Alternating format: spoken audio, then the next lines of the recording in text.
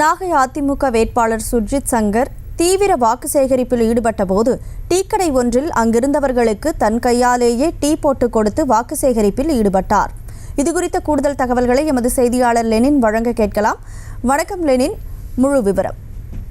கனிமொழி, நாகப்பட்டினம் நாடாளுமன்ற தொகுதியில் இந்திய கம்யூனிஸ்ட் கட்சி, அதிமுக, பாரதிய ஜனதா கட்சி, நாம் தமிழர் கட்சியினர் போட்டியிடுகின்றனர்.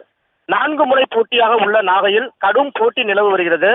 தற்போது வேட்பாளர்களின் தேர்தல் பிரச்சாரம் சூடுபிடித்துள்ள நிலையில் வாக்காளர்களை கவனிக்கப்பட வேட்பாளர்கள் பல்வேறு யுக்திகளை கையாண்டு வருகின்றனர்.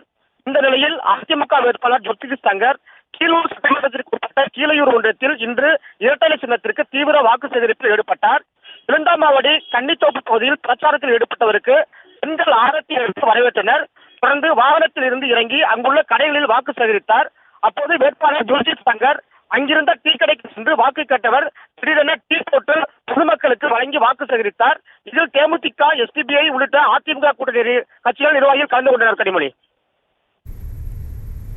விவரங்களுக்கு நன்றி லெனின். செய்திகளை உடனுக்குடனும் துல்லியமாகவும் தெரிந்து கொள்ள சப்ஸ்கிரைப் பண்ணுங்க.